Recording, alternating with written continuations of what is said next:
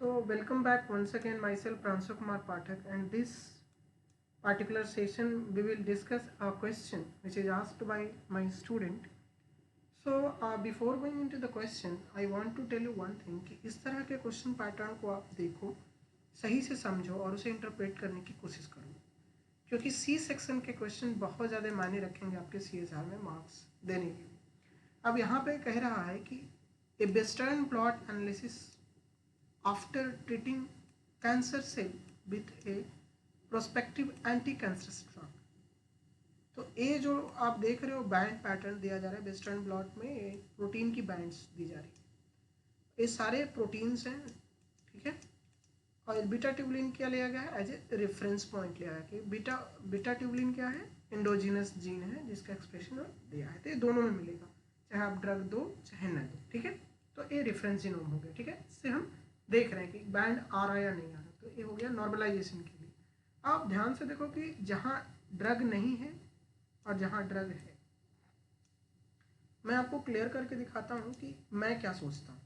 सबसे बड़ी बात है CDK6। CDK6 कहाँ आता है हम डिस्कस करेंगे, ठीक है।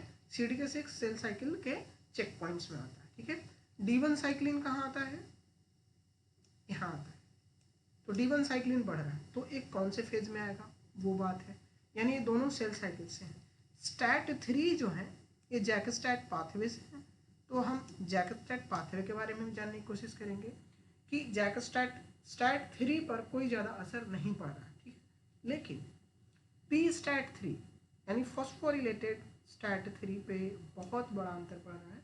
उसका क्या रहा है, पार्टिकुलरली जब ड्रग नहीं है तो ज़्यादा है, और जैसे ही ड्रग मिलता है एक कम जा रहा है, यानी कि ड्रग देने के बाद उस प्रोटीन के लेवल का कंसंट्रेशन घट रहा है, यानी एक्टिव प्रोटीन की कंसंट्रेशन घट रहा है। तो इन सारे ऑप्शन में कौन से ऑप्शन सही होंगे ये आपको निकालना है, ठीक है। तो इसको आंसर करने से पहले मैं चाहता हूँ कि आपको कोई छोटी छोटी बातें जो है मैं आपके तक रखूँ। पहली बात, cell cycle regulation versus cancer. मैं बहुत बार स्टूडेंट्स को कहा हूँ कि इसके बारे में पढ़िएगा। receptor tyrosine kinase is very important for understanding cancer biology, okay।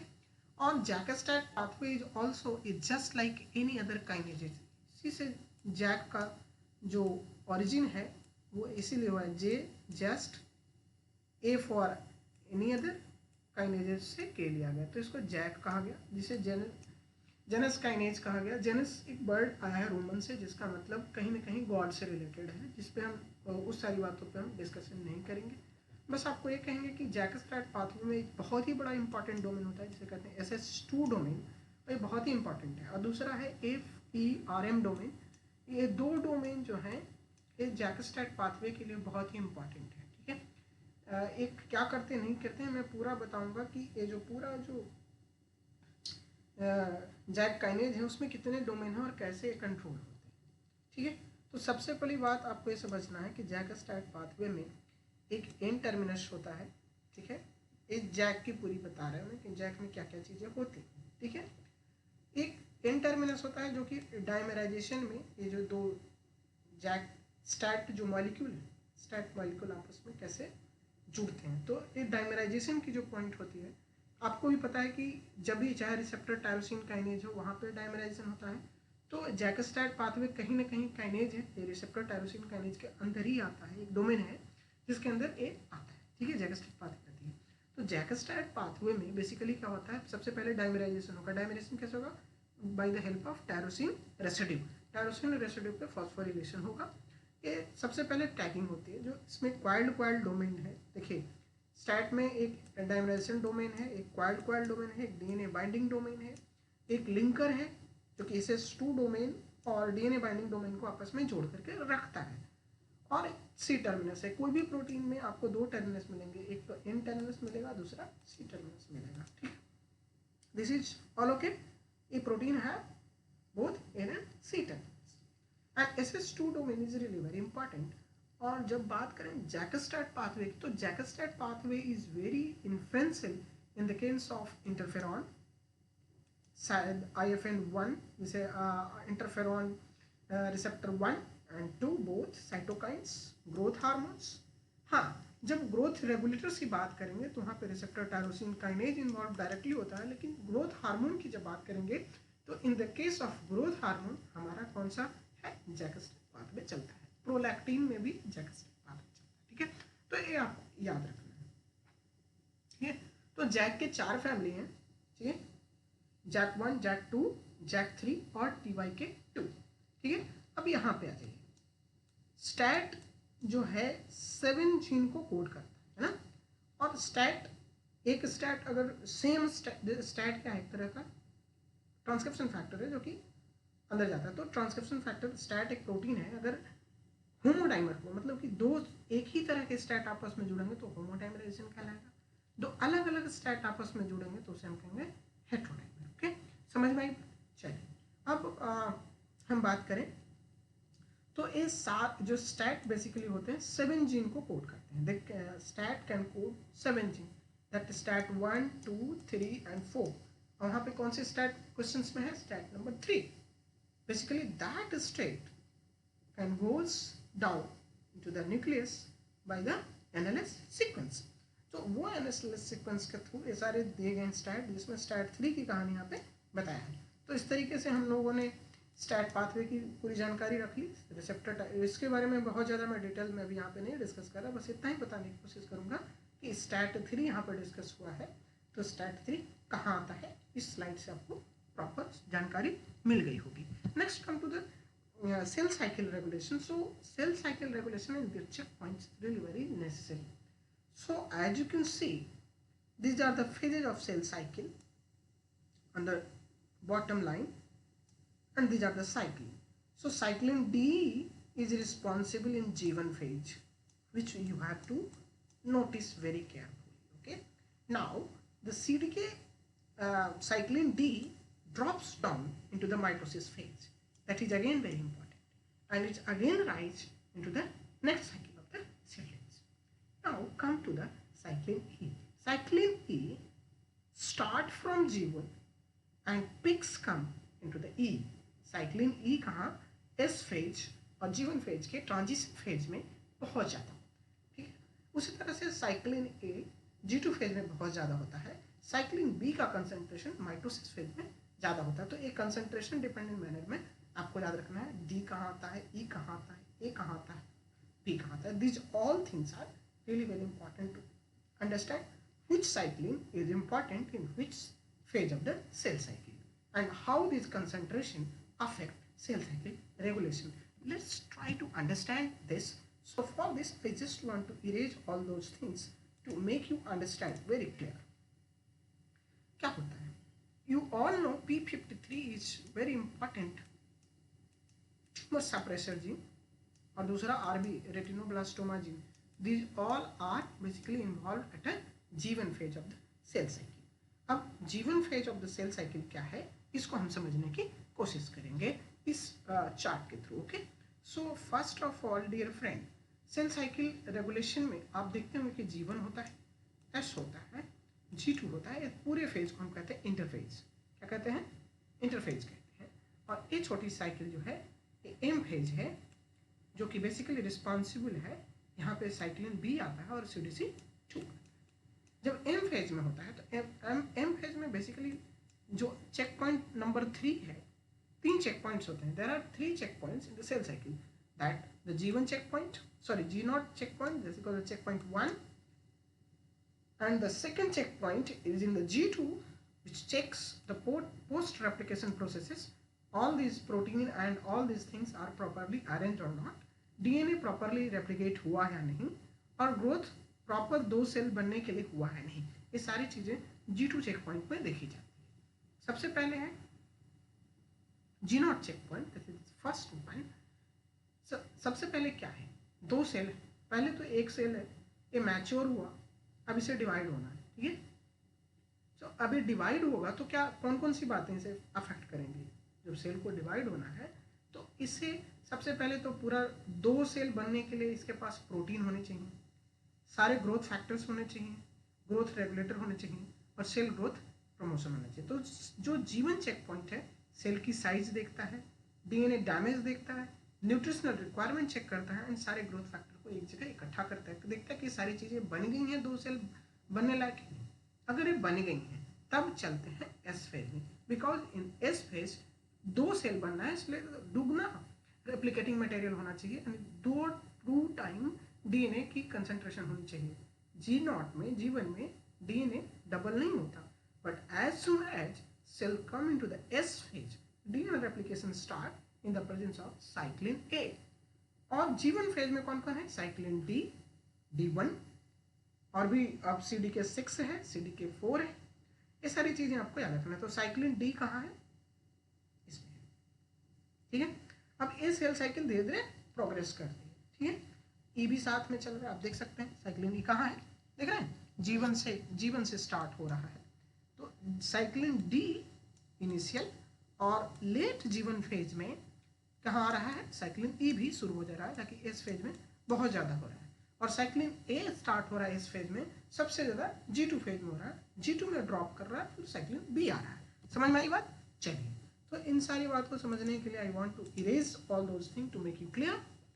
तो आपको ये याद रखना है कि आप देख रहे हो कि कैसे कैसे घूम रहा है। 3 चेक पॉइंट आपको याद रखना है कि G0 check point basically cell arrest को चेक करता है, और कैंसर सेल जितने भी बनते हैं ये G0 को ब्रेक कर देते हैं। और C1 चेक पॉइंट जहाँ पे चेक पॉइंट नंबर फर्स्ट जहाँ पे इम्बैलेंस हुआ, यानी G1 में ही कैंसर सेल बनने के ज़्यादा चांसेस होते हैं। मतलब कि G1 में G0 एक फेज होता है जहाँ पे सेल जाकर के रेस्ट कर रहा होता है, सारी चीज़ें बटोर रहा होता है ताकि वो एस फेज में जाए, ताकि डीएनए की सिंथेसिस हो। और यहीं पे प्रॉब्लम होती है तो कोई भी सेल कैंसर हो जाता है। अगर कैंसर सेल नहीं बना तो या तो बाय एपोप्टोसिस वो सेल की डेथ हो जाएगी, या तो सेल खुद को मारेगा। That process is called as autophagy. Autophagy क्या है? Cell have a suicidal tendency to self death, so that is called autophagy. And the cell can die through a proper process called as programmed cell death or apoptosis.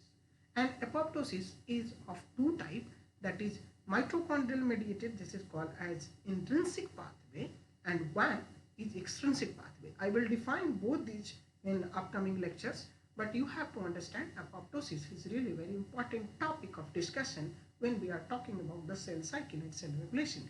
Because cell die through apoptosis, so ultimately we die. हम क्यों मरते हैं? इसका reason यही है कि हमारा जब सेल ही मर रहा है तो हम सेल, वो सारी काम एक सेल करती है जो हम करते हैं। तो सेल मर रहा है तो ऑब्वियसली हम भी मरेंगे। और यही जिस दिन हम एपोप्टोसिस पे विजय प्राप्त कर लें, and we can hijack the machinery of apoptosis, then the cell will become cancer immortal.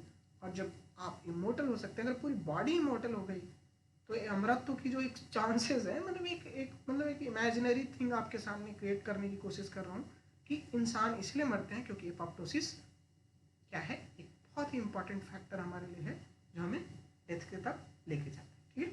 अब है कैंसर बायोलॉजी। तो कैंसर बायोलॉजी तभी होता है, कोई सेल तभी कैंसरस होता है जब ना तो वो ऑटोफेजी को माने, ना वो एपोप्टोसिस को माने, सारे सेल पॉइंट चेक पॉइंट्स को वो हाईजैक करके लगातार डिवाइड करता है। तो उस कैंसर सेल का डेफिनेशन ही तो है the cell which can divide n number of time without any proper following regulation pattern of the cell cycle. अगर सेल साइकिल के सारी चीज़ों को मतलब कि छोड़ दे, घर का बात मानना बंद कर दे, जो मन में आए वो करे, तो that is called as cancer, ठीक है। तो with that note I think आप इस चीज़ को अच्छे से लिखेंगे, समझने की कोशिश करेंगे। और इतनी जानकारी के बाद हम अब अपने क्वेश्चन पे वापस आएँ। और मैं before going into the own, पता है मैं अपने ग्रुप में अक्सर देखता हूँ कि बच्चे हमेशा बहुत अच्छे अच्छे आंसर्स देते हैं और वो मुझे बहुत ही अच्छा लगता है। सो स्टेटमेंट रियली ऑप्शन जो सी है वो अप्रोप्रिएट है, सॉरी ABC जो ऑप्शन है वो करेक्ट है। तो चलिए हम उसको अपने तरह से समझाने की कोशिश आपको करेंगे, ठीक है। इस क्वेश्चन को आप अच्छे से देखिए, आपको कुछ नहीं देखना है, प्रोटीन के कंसंट्रेशन को देखना है और बैंड पैटर्न को देखना है, और जो भी पॉइंट बोल रहा है उसे आपको मैच करने की कोशिश करनी है। The following assumption were made. अब देखो CDC6 जैसे ही ड्रग दे रहे हैं तो ड्रग देने के बाद क्या हो रहा है, वो एक्यूमुलेट हो रहा है, यानी उसकी बैंड पैटर्न इंटेंस आ रही है। इंटेंस आने का मतलब कि ड्रग देने के बाद वो चीज़ें एक्यूमुलेट हो रही है, यानी जमा हो रही है, प्रोटीन बहुत ज़्यादा दिख रहा है, इसका मतलब ड्रग में have arrest the growth of cell at G one phase. मैंने आपको बताया था कि कैंसर सेल पर अक्सर कैंसर सेल का जो ड्रग होता है G one phase of the cell cycle को रोकता है। CDC6 कहाँ आएगा? ऑब्वियसली जीवन फेज में आएगा, हम ऑलरेडी आपको बता चुके हैं। अगर आपको इसमें कहीं कोई प्रॉब्लम हो तो जस्ट वीडियो को पॉज करके पीछे जाइए और इसी लेक्चर को अच्छे से देखिए, आपको चीज़ें समझ में आएंगी। साइक्लिन डी की भी बात मैंने कहा, वो इसीलिए इसका प्रोटीन बढ़ रहा है क्योंकि जीवन में ही आपका सेल क्या है, रुक चुका है। तो ए ज़्यादा मिल रहा है, ए मिल रहा है, तो ए ऑप्शन तो बिल्कुल सही है कि द ड्रग में arrest the cell of growth at G one phase. That option A is 100% true. Now come to the point number B, the drug target JAK STAT signalling path. जितने भी एंटी कैंसरस और cancer से related हैं वो receptor tyrosine pathway को जरूर follow करते हैं, ठीक है, जरूर फॉलो करते हैं, ठीक है, समझ में आया? तो ये चीज़ें आपको समझ में आनी चाहिए। तो जैक-स्टैट पाथवे एक तरह से टायरोसिन पाथवे में आता है, ठीक है। जैक-स्टैट जब मतलब जस्ट एनी अदर काइनेजेस को हम जेसस काइनेज बोले या तो ये जैक का फुल फॉर्म होगा। तो जैक-स्टैट पाथवे को फॉलो कर रहा है, कैसे? क्योंकि यहाँ पे ऑलरेडी STAT3 आपको दे रखा है। STAT3 कहाँ से आ रहा है? जैक-स्टैट पाथवे से आ रहा है। तो ऑप्शन नंबर बी भी आपका क्या है, करेक्ट है। The drug lead to apoptosis of cell. जब कैंसर सेल था, अब कैंसर को आप रोक रहे हो, तो ऑब्वियसली जब आप ड्रग दे रहे हो तो जीवन फेज में अक्यूमुलेट हो रहा है और सेल साइकिल क्या हो रही है, अरेस्ट हो रही है। सेल साइकिल जीवन फेज पे आकर के अरेस्ट हो रही है ना, सेल साइकिल अरेस्ट हो रहा है जीवन फेज में। तो drug lead to the apoptosis of the cell. जैसे ही जीवन में रुकेगा उसे या तो ऑटोफेजी के थ्रू या एपोप्टोसिस के थ्रू उसे मारेगा। ड्रग इंड्यूस्ड एपोप्टोसिस बाज थ्रू एक्सट्रिंसिक और माइटोकॉन्ड्रियल इंडिपेंडेंट पाथवे। भैया जब भी एपोप्टोसिस होगा, सेल साइकिल के रेगुलेशन की बात हो रही है, तो ये मेम्ब्रेन एसोसिएटेड है। कैसा है? मेम्ब्रेन एसोसिएटेड है। तो ये एक्सट्रिंसिक और माइटोकॉन्ड्रियल पाथवे के इंडिपेंडेंट नहीं हो सकता है। ड्रग इंड्यूस्ड एपोप्टोसिस है ना, ड्रग इंड्यूस्ड एपोप्टोसिस बाज थ्रू द एक्सट्रिंसिक और माइटोकॉन्ड्रियल इंडिपेंडेंट समझ रहे हैं, इंडिपेंडेंट पाथवे। ये इंडिपेंडेंट नहीं हो सकता, क्यों? क्योंकि Jack-stat pathway already plasma membrane से एसोसिएटेड है। किससे एसोसिएटेड है? प्लाज्मा मेम्ब्रेन से एसोसिएटेड है। और जब प्लाज्मा मेम्ब्रेन से एसोसिएटेड है तो इसमें माइटोकॉन्ड्रिया भी इन्वॉल्व होगा और आपका इंट्रिंसिक पाथवे, एक्सट्रिंसिक पाथवे का फैट डोमेन जो होता है ना, वो बहुत ज़्यादा रेगुलेट करता है। जैसे एंटी कैंसर ड्रग और जो भी चीज़ें बनाई जाती है, एक्चुअली वो एक्सट्रिंसिक पाथवे को ज़्यादा फॉलो करता है in comparison to the mitochondrial pathway. ये हम कभी लेक्चर में आए तो आपको समझाएंगे। बट एक कहानी का मेन जो आउटपुट है वो एक कहने का मतलब है कि आप क्वेश्चन को इंटरप्रेट करें। देखिए मैंने कुछ नहीं किया, मैं जस्ट इंटरप्रिटेशन देता गया। सेल साइकिल आप पढ़े ही होंगे, है ना, जैक-स्टैट पाथवे और रिसेप्टर टायरोसिन पाथवे, GPCR, सारे सिग्नलिंग पाथवेज आप पढ़े हैं। बट प्रॉब्लम कब आती है? जब इस तरह के क्वेश्चन आता तो सबसे बड़ा प्रॉब्लम है बच्चों के साथ कि जैसे ही ये पूरा बैंड पैटर्न आप देखते हो ना, तो आपका दिमाग घूम जाता है, कहते ये कैसे हो गया। इस पे देखना ही नहीं, इन चीज़ों को अच्छे से इंटरप्रेट करना है और बैठ के सोचना है। जब आप सोचोगे तो आप अपने आप आंसर की तरफ पहुंच जाओगे। तो इसमें ऑप्शन बी जो है वो करेक्ट है, ठीक है, समझ में आई बात? तो thank you so much for watching this part and I am really very happy and I'm really very glad to our group, because guys, if you are giving such a question, I also get inspiration from you guys, and then I will come up with another video also. तो आप इस तरह के question pattern को आप दीजिए ताकि और भी लोग जो हैं हमसे जुड़े हुए वो बेनिफिटेड हों। Thank you so much for watching this part. We will see you soon into the next video. तब तक के लिए बाय, टेक केयर।